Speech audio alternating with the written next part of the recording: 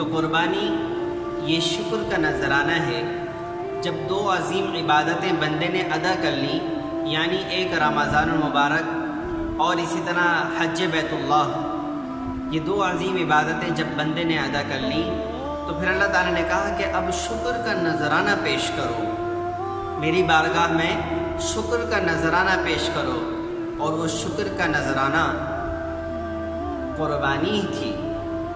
قربانی کی صورت میں شکر کا نذرانہ پیش کیا جاتا ہے، تو یہ قربانی شکر کا نذرانہ ہے۔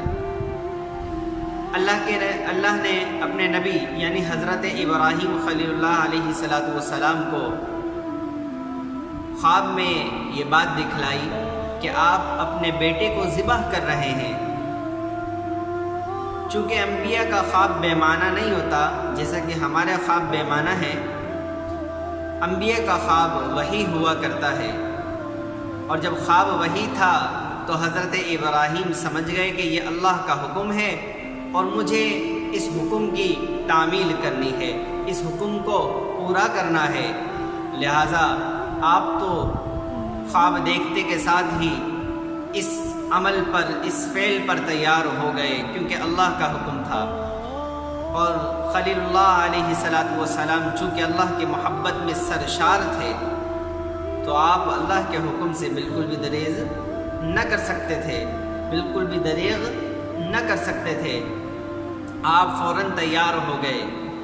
لیکن چونکہ یہ اللہ کی آزمائش تھی تو آپ تو تیار تھے، لیکن جس بیٹے کو ذبح کرنے کا دکھلایا گیا وہ حضرت اسماعیل علیہ السلام تھے، وہ حضرت اسماعیل علیہ السلام تھے، لہذا آپ نے یعنی حضرت ابراہیم علیہ السلام نے اپنے بیٹے کو آزمانے کے لیے، اپنے بیٹے کی آزمائش کرنے کے لیے ان سے پوچھا، یا بنی انی ارا۔ قرآن مجید اس نقشے کو اس طرح کھینچتا ہے کہ حضرت ابراہیم نے بیٹے کی آزمائش کے لیے، بیٹے کو آزمانے کے لیے بیٹے سے پوچھا، یا بنی انی ارا فی المنام انی اذبحک فانظر ماذا تری۔ اے میرے بیٹے، یا بنی انی ارا فی المنام، اے میرے بیٹے میں نے خواب میں یہ دیکھا ہے، کیا دیکھا ہے؟ انی اذبحک فانظر ماذا تری، کہ میں تجھے ذبح کر رہا ہوں، فانظر ماذا تری، اب تو بتا کہ تیری کیا رائے ہے۔ حضرت ابراہیم علیہ السلام نے صرف بیٹے کی آزمائش کے لیے پوچھا کہ فانظر ماذا تری، اب بیٹا تو بتا کہ تیری کیا رائے ہے۔ اس کا مقصد یہ ہرگز نہیں کہ اگر بیٹے کی رائے ہوتی تو آپ ذبح کرتے، اللہ کے حکم کو پورا کرتے، اگر بیٹے کی رائے نہ ہوتی تو آپ اللہ کے حکم کو پورا نہیں کرتے۔ اس سے یہ بات بالکل بھی نہ سمجھی جائے۔ اگر حضرت اسماعیل علیہ السلام کی رائے نہ بھی ہوتی تو بھی حضرت خلیل اللہ علیہ السلام بیٹے کو ضرور ذبح کرتے۔ بہرحال بیٹا بھی حضرت ابراہیم علیہ السلام کا بیٹا تھا، عظیم باپ کا عظیم بیٹا، جسے کہتے ہیں کہ جیسا باپ ویسا بیٹا، تو بیٹا بھی خلیل اللہ علیہ السلام کا تھا۔ بیٹا کہنے لگا، یا ابت افعل ما تؤمر، اے ابا جان آپ کو اللہ تعالیٰ نے جو حکم دیا ہے، آپ کو جو حکم دیا گیا ہے وہ آپ بلا جھجک، بلا تاخیر کے کر گزریے۔ جو آپ کو حکم ملا ہے رب کی طرف سے، یعنی مجھے ذبح کرنے کا اگر اللہ تعالیٰ نے آپ کو حکم دے دیا ہے تو آپ اسے کر گزریے، اس میں تاخیر نہ کیجیے، اس میں دیر نہ کیجیے۔ تو کیا تعبیر اختیار کی اللہ تعالیٰ نے، یا ابت افعل ما تؤمر، اے ابا جان آپ کر گزریے وہ جو اللہ تعالیٰ نے آپ کو حکم دیا ہے۔ ستجدنی انشاء اللہ من الصابرین، اپنے بھی دل کے اندر جو حال تھا وہ حضرت اسماعیل نے، جو کہ چھوٹا سا بچہ تھا، بیان کر دیا۔ کیا محبت اللہ تھی، کیا محبت خدا تھی، کیا تابعداری تھی۔ اپنے اندر کا حال بھی بیٹے نے آگے بیان کر دیا کہ ستجدنی انشاء اللہ من الصابرین، اگر اللہ نے چاہا تو آپ مجھے صبر کرنے والوں میں سے پائیں گے۔ یعنی آپ اپنا کام کریں، آپ تاخیر نہ کریں، انشاءاللہ اللہ نے چاہا تو میں بھی صبر کرنے والا ہوں گا۔ تو یہ باپ اور بیٹے کی جو عشق اور محبت، یہ ادا اللہ کو اتنی پسند آئی، یہ تابعداری اتنی اللہ کو پسند آئی۔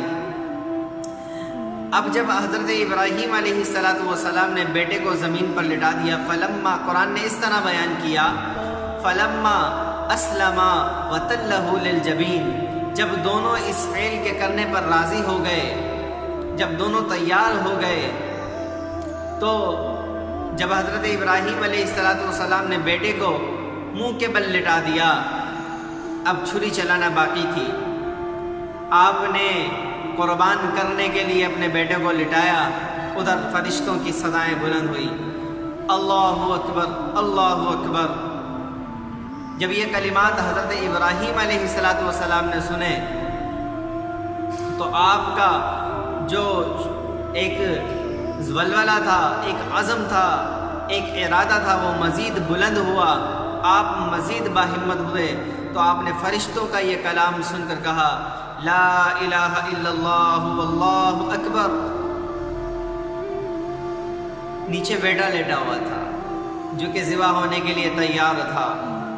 بیٹے نے جب یہ کلمات سنے باپ کی زبان سے، باپ کی زبان مبارک سے جب یہ کلمات جاری ہوئے تو بیٹے کی زبان سے بھی بے ساختہ نکلا، اللہ اکبر وللہ الحمد۔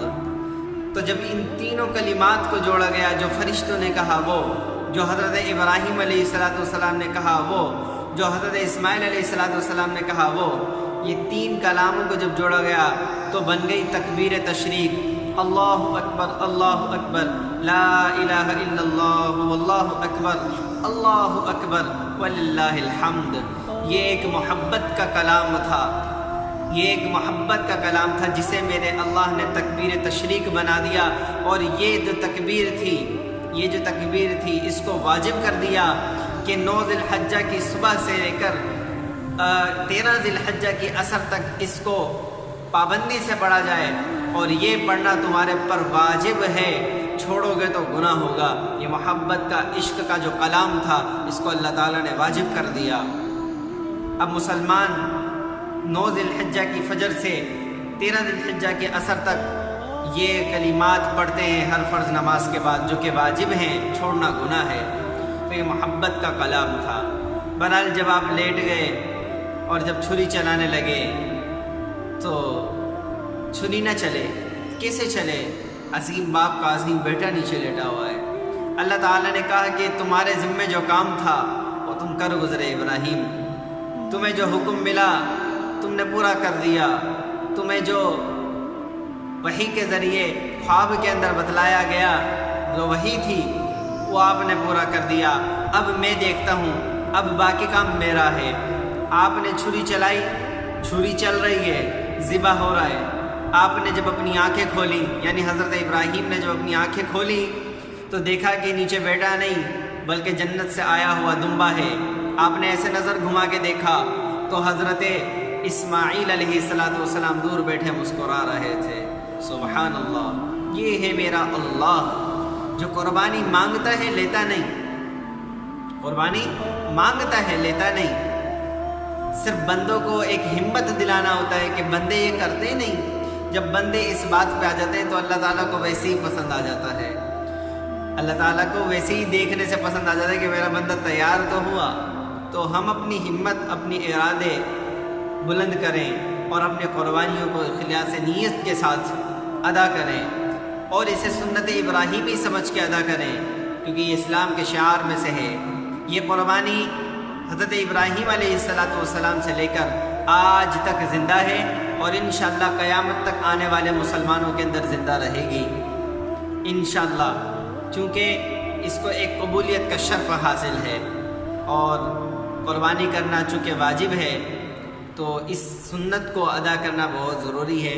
اپنی اخلاص نیت کے ساتھ اپنی نیتوں کو درست کرتے ہوئے پھر قربانی کریں، کیونکہ اللہ تعالیٰ نے فرمایا لن ینال اللہ لحومها ولا دماؤها ولکن ینالہ التقوی منکم، نہ گوشت تمہارا مجھ تک پہنچتا ہے، نہ ہی جو ہے نا اس گوشت کا خون، اس جانور کا خون مجھ تک پہنچتا ہے، اس ذبیحے کا گوشت مجھ تک پہنچتا ہے، بلکہ کیا اللہ تعالیٰ کو حاصل ہوتا ہے وَلَكِنْ يَنَالُهُ التَّقْوَى مِنْكُمْ، لیکن اللہ تعالیٰ کو تو تمہارا تقوی مطلوب ہے، تمہارا تقوی اللہ کو پہنچتا ہے۔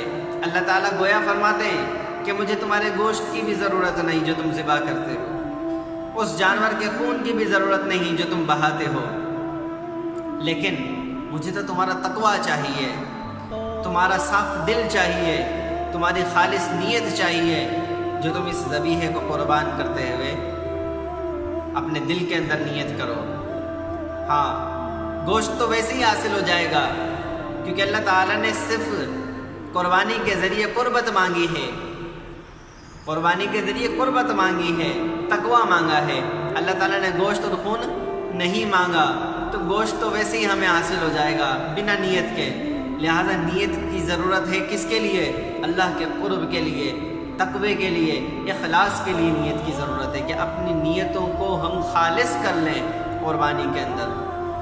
تو ہمارا اپنی قربانیوں کو ٹھیک کرنا اور اپنی قربانی کو صحیح سے ادا کرنا یہ ہماری ذمہ داری ہے۔